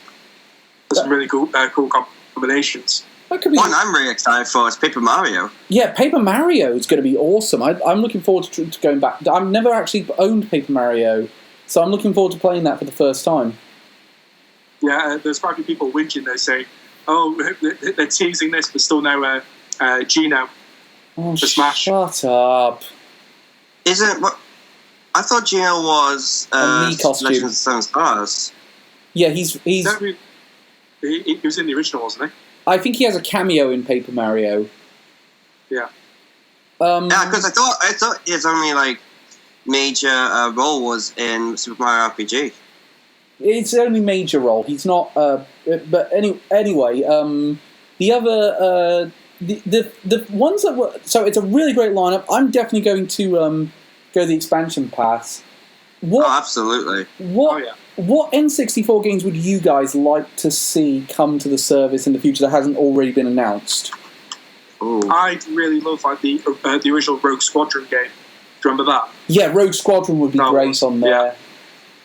Well, I really hope they improve the draw distance. Because that was the only bad thing about that game. Well, as I said, I would really like Conker's Bad Fur Day on there. If it's one of the rare games, if they can only get like one more rare game on there that's not Banjo-Tooie, I'd say for me it's Diddy Kong Racing. But there's a couple of others I wouldn't mind going on there. I wouldn't mind what's the game I'm looking for? 1080 Snowboarding. Oh, yeah. Oh, yeah, that one. That one's quite good. I wouldn't mind seeing that come on there. I wouldn't mind some Mario Parties. I think they were held off because they want to sell Mario Party Superstars right now, and then they'll give us it down the line. Wave Race would be kind of cool. Wave Race would be awesome. Smash Brothers eventually. Yeah, one major game. Mystic Quest. Oh, God. Or Quest 64. That one. That would be hilarious if that came. Or that's the point when we know they're reaching the bottom of the barrel, when Quest 64 goes on the service. I mean, we're already on that level with the NES and SNES services. Just give us Chrono Trigger, for Christ's sakes. I like the fact, though, that Microsoft and Rare were very accommodating about this and said, yes, Banjo goes on the service, because I don't think it would have been... I think you could have skipped most of the Rare games, but an N64 collection without Banjo-Kazooie would feel completely incomplete. Yeah. My question is, though, what's the deal like with Microsoft for that? How much is Nintendo paying them? Or is Nintendo having to give them something in return? Allowing Microsoft access to a Nintendo game? But if I was Nintendo right now, I would want to cozy up to Microsoft as much as possible and get some more stuff off them, because both companies are... I think more is going to come from this, because both companies seem to be benefiting quite well from it. Yeah, they're both seem to be on really good terms, actually. So after that, they showed a trailer for something called... for a couple of collections. They showed something called Paradox Interactive. I think we'll skip that one, because I have no idea. Yeah. Nah, I honestly really don't remember that. It's not even on the list I've got. Then there was, and wow, this was awesome that this got shadow dropped. Castlevania Advanced Collection. Yeah, came out the day of the Direct as well. Have you guys got it yet? Yeah, I got it. Yes, yeah, I've got it now. I've been playing a bit of Harmony of Dissonance, and it holds up so well. Yeah, like most old Metroids tend to hold up quite well. All those like the old DS games and that. And I wish it had been the DS collection, because those games are, I think, even better than the advanced games. But for what we got, I mean, personally, I really wanted the collection we got on PlayStation 4, Rondo of Blood and Symphony of the Night. Yeah, that doesn't make sense why that's not on Switch. That would so suit it well. I know it should be on PlayStation as well, because Symphony of the Night is a PlayStation icon. But I think the Switch could have had it. It's basically a milestone for the PS1. Yeah, it is. That is such a good game. But it's also one of the most expensive games. Has the price jacked up again, despite the fact you can get it in this digital collection? Yeah. Well, there's always going to be collectors for physical versions. Yeah, and I suppose in that sense it's quite hard to get them, because Konami did actually have a shortage of physical versions of that. And then don't forget, there's also a price spike when the Netflix anime came out. Because Alucard was in that. Yeah. We actually got more games than I was expecting. I was just expecting Circle of the Moon, Harmony of Dissonance, and Aria of Sorrow.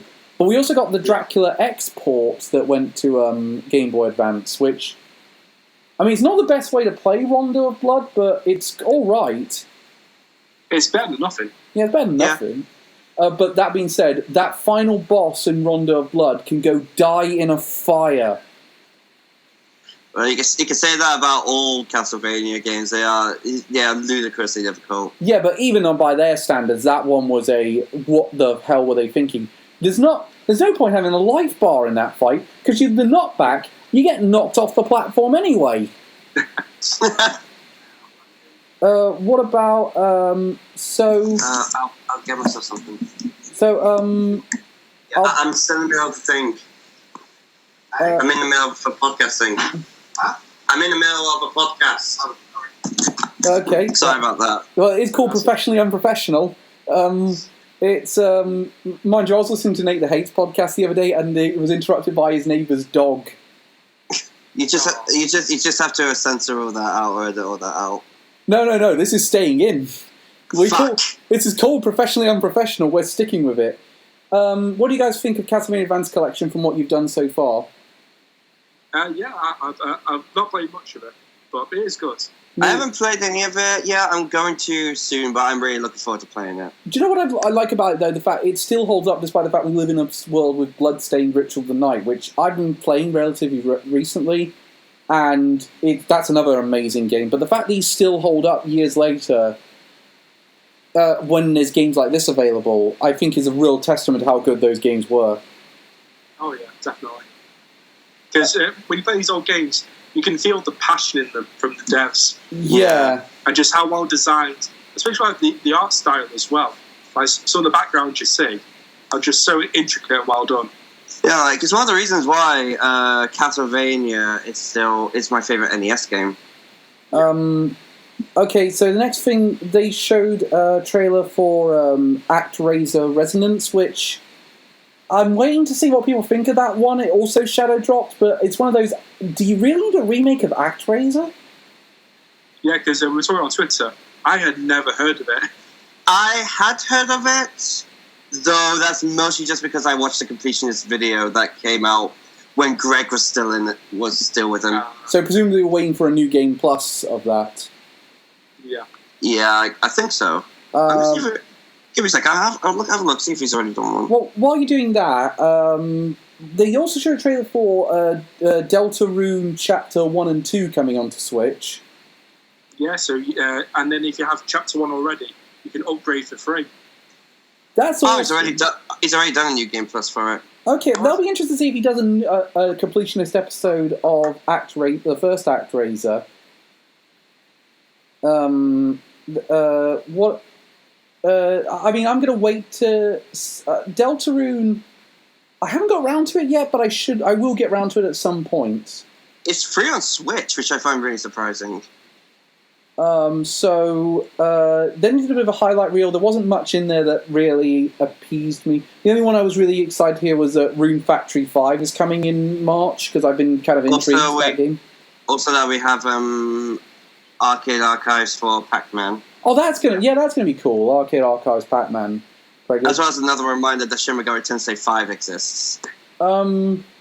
They did an update around the Mario movie, announcing the casting for that one, like Chris Pratt playing Mario. Which everyone was just laughing at. Just Chris Pratt as Mario. Yeah, Charlie Day is Luigi. Jack Black is Bowser. Seth Rogen is Donkey Kong. Yeah, there's so much backlash online for Chris Pratt as Mario. Really? Yeah. Yeah, massive backlash. I personally thought it was a fine choice. He seems like a decent actor to play the role. I think people don't realise now you do need named actors for these films, even if, no matter how big a franchise it is. Honestly, I'm really looking forward to seeing Jack Black play Bowser. The main controversy online is Chris Pratt and the church he goes to and the church's views. They got backlash on. I wonder how many people who had that backlash will still go and see Guardians of the Galaxy 3 when it comes out. Yeah. Well, probably all of them. That's all I can say to it. You can talk about boycotts all you want. Reality is, no matter what you think. Go ahead, Elliot. It's like those people complaining about Nintendo saying, they release a Skyward Sword for $60. You're still going to buy it. The thing is, we can play it, we still bought it. The thing about boycotts is, and no matter what end of the political spectrum you are with it, the evidence does show now that most people give up boycotts 3 months after they do them because it's just too much effort. Yeah, it's gone that bad now. Just look at Blizzard. Everyone said they were going to boycott Diablo 2, but it's one of the most viewed games on Twitch. Even Angry Joe's playing it. Yeah, exactly. So it's kind of a case of Yeah. It's Also look at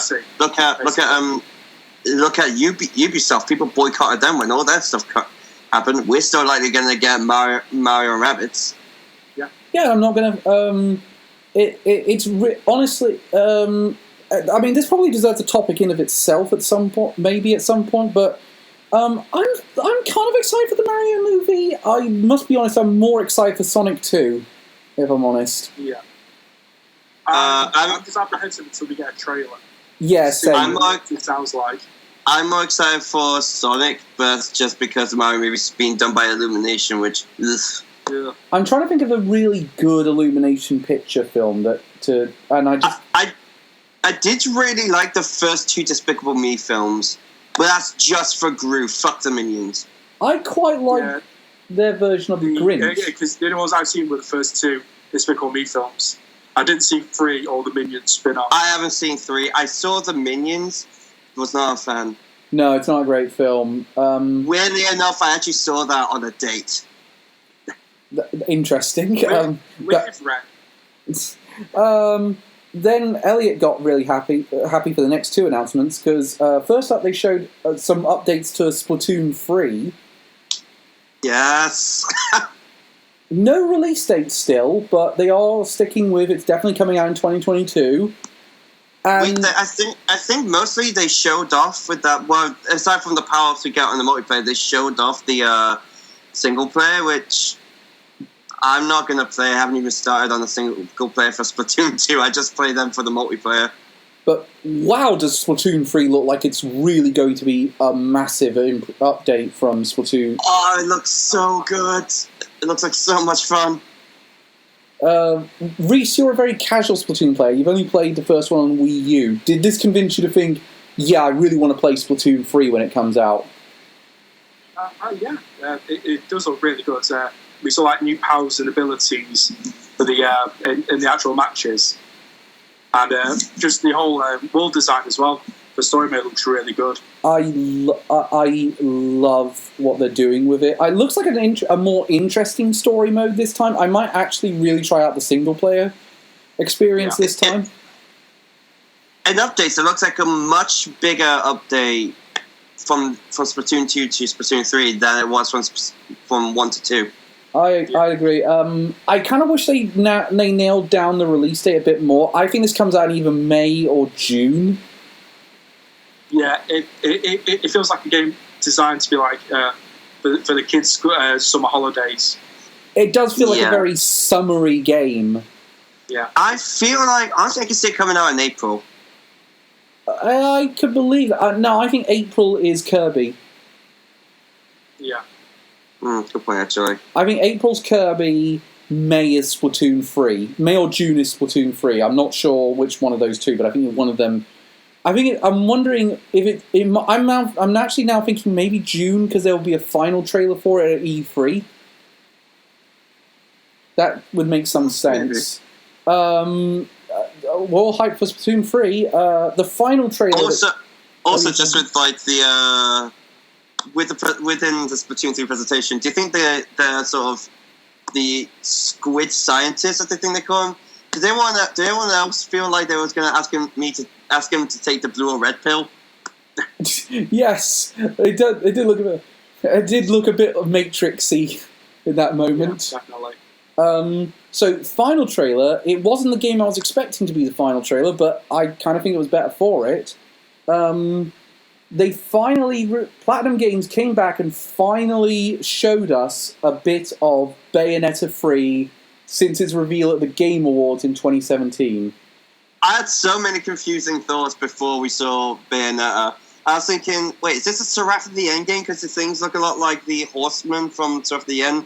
Then I saw Yappy, or Lappy, I think, and I thought, wait, are we getting a new Astral Chain? Then no, Bayonetta 3 came out. I was just like, yeah! Yeah, because I was literally thinking Bayonetta 3 because the art style. Then we saw Lappy from Astral Chain, and then we saw the monster designs, which don't look anything like angels or demons. So I was very confused. Oh god, imagine if they had said Astral Chain 2, everyone had said, what is happening with Bayonetta 3?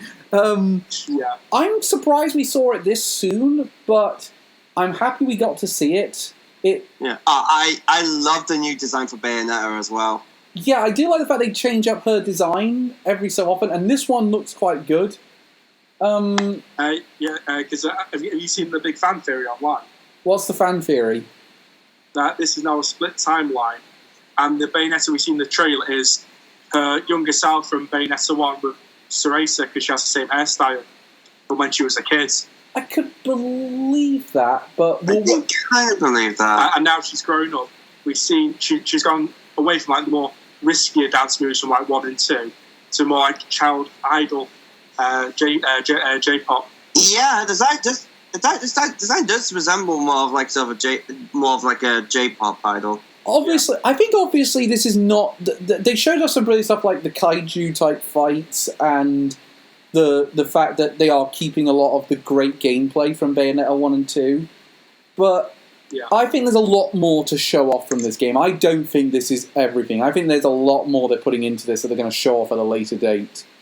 Oh, definitely. Because the big popular fan Bayonetta Twitter page is saying it was 3 years and 9 months since it was initially released. So we got this trailer. Yeah, they had to show this off and say, it's coming in 2022. Imagine quite late 2022, I imagine, for this one. Yeah. Yeah, I'll say late. I feel like Bayonetta 3 will have a long marketing cycle.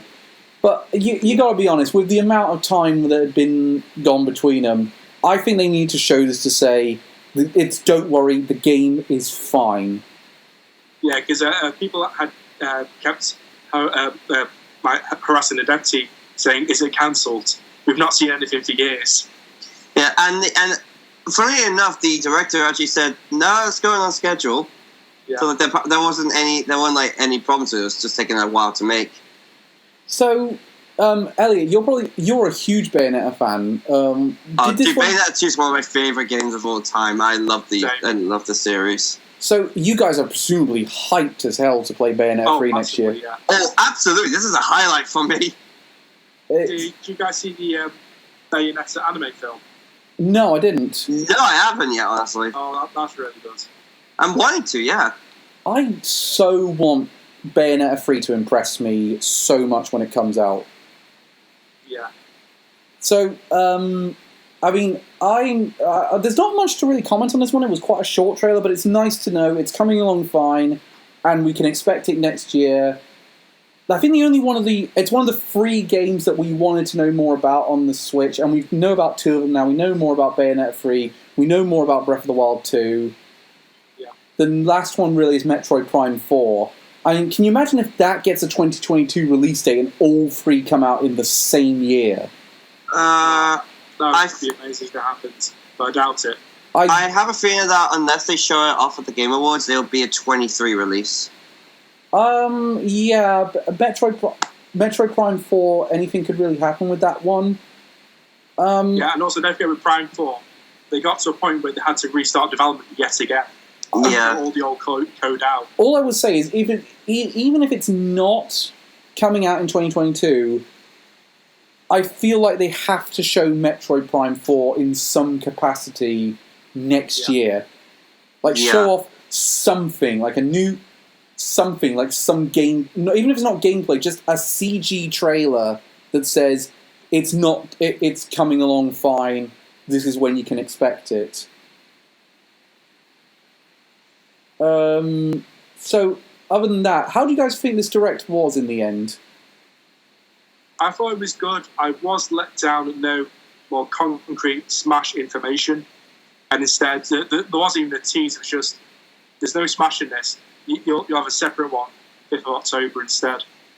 What about you, Elliot? What did you think of this Direct?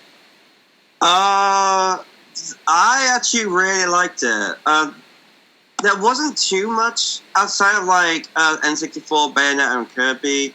Wasn't that much that got me super hyped, but overall I'm really satisfied with it. There was very little in it that disappointed me. I thought this was an alright Direct. The things that bothered me about it was not too many concrete release dates. Yeah, same. It was very vague. And there was a few too many we'll tell you about this later things. Like, come back in a month for Animal Crossing, come back in a month for NSO update, come back in a month for... Or come back in a couple of weeks for Smash Brothers. Like, Come back next year for Monster to Rise. Yes. And it's kind of one of those... It's like, you have everyone's attention now. This feels like the time to paraphrase off Nate, hey, you've got everyone's attention now. Now's the time to do it. That being said, I think the one that was the really good excuse was Smash Brothers, because I feels like Sakurai should have the final word on that one. Yeah, in regards to Smash, I think they should have just like teased at least something. Yeah, like a voice clip or like the icon. Yeah, but to be fair, the character. Yeah, to be fair though, if they had teased a voice clip and we heard "wow," it wouldn't have been worth guessing who the fighter is. Yeah. At that point, they might as well have just shown a trailer. But the fact of the matter, the only way I'll believe it's Crash is when the trailer comes. If Mario and Sonic are both in the trailer at the beginning of it, because then I'll believe Crash is the third one in that mix. Well, and they both get blown up by his bazooka from free. Yeah, or they get, or he busts out of a box and spins them to the ground. Or you just hear just in the background, what could possibly go wrong? Oh my god, imagine if it's Bubsy. Oh, Jesus. I tell you how I would start. We just hear the acapella from Twinsanity kick in. Yeah, that wouldn't work because only some people would get it, not everyone would. Yeah. So, was there anything in this direct you guys thought, why wasn't that there, or that could have been something worth showing off again? Well, I thought we'd be getting more info on the Switch OLED. Yeah, that's true, because that's like the 8th now. Yeah, that's literally the same day as Dreads. Yeah, 2 weeks from now, and it seems weird they're not talking a bit more about... Mind you, there's not really much more to talk about. It's not as if it's coming with a ton of new features. The only thing that's kind of interesting is the fact the dock will be updatable now. We know that from the Nintendo Switch update a couple of weeks ago, so it'll be interesting to see what you can do by updating the dock. Yeah, because when you think of the dock, you don't really think of much that could be updated. Maybe that's because it's pretty much just for cables to connect to the TV. Could you? Much, yeah. Now, Reece, you're more technically minded than me.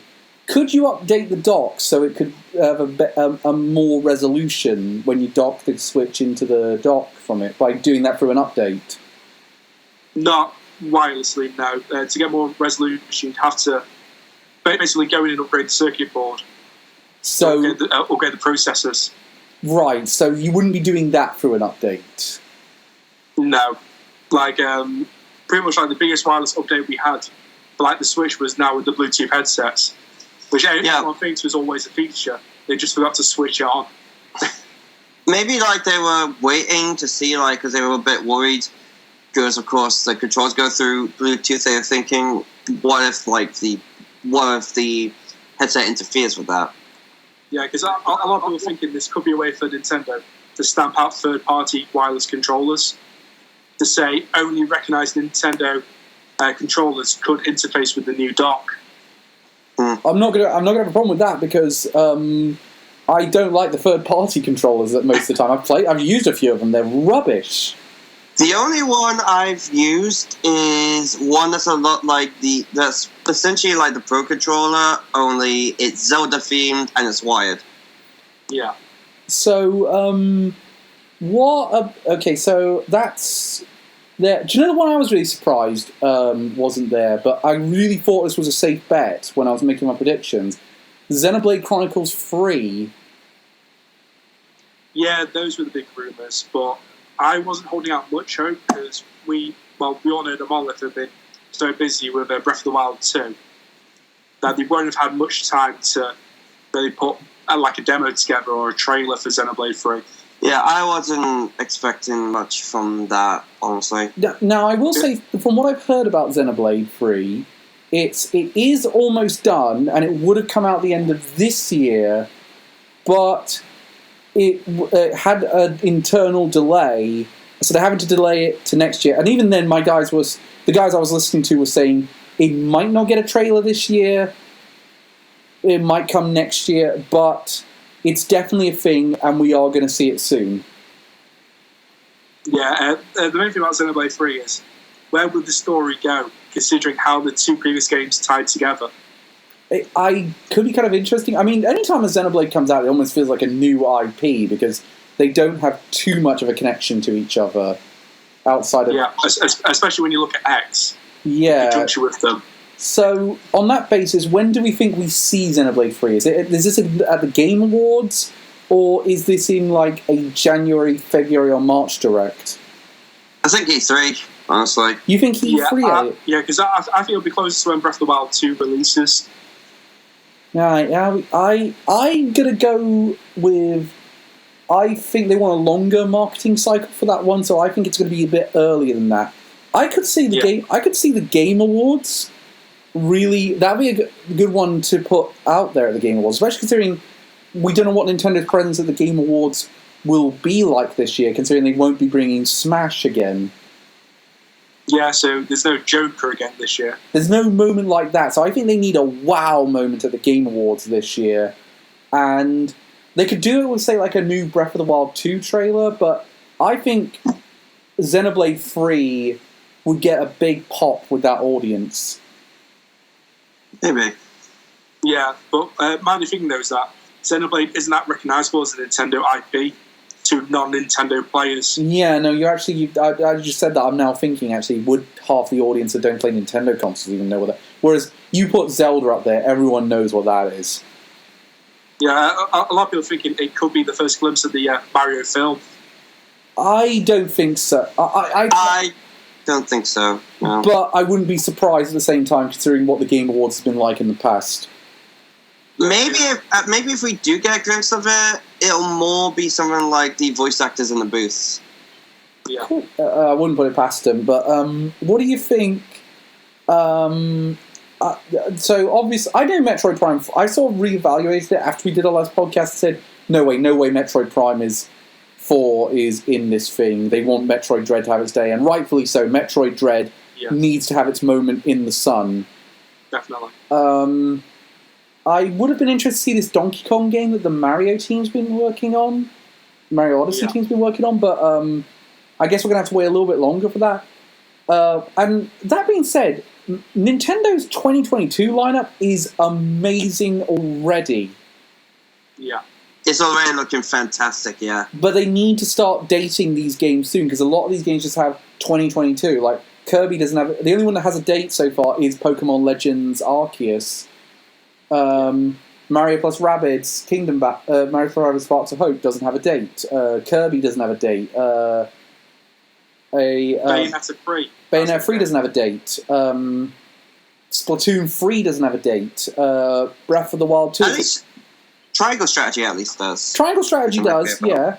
And, I mean, I think there's a few more games to come out in 2022. I don't think this is all of 2022.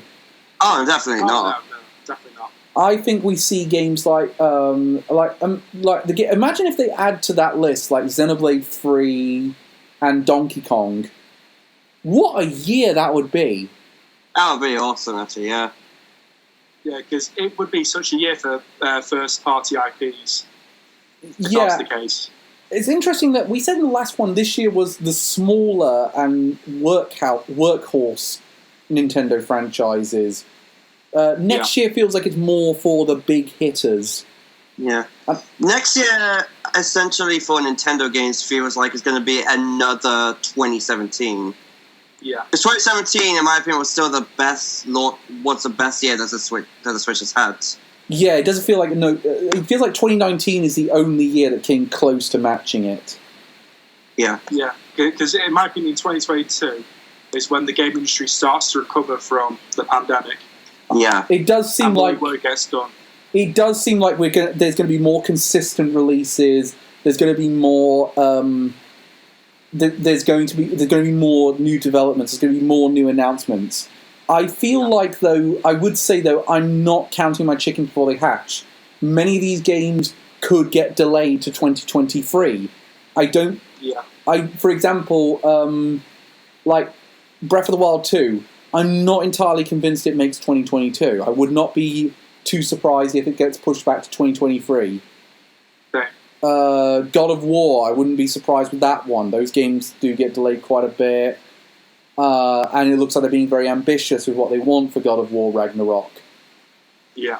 I could see a bunch of others get the push, but I think majority of those games will come out in 2022. And even if like half of those games come out, it's a banner year for gaming. Oh yeah. Seriously, yeah.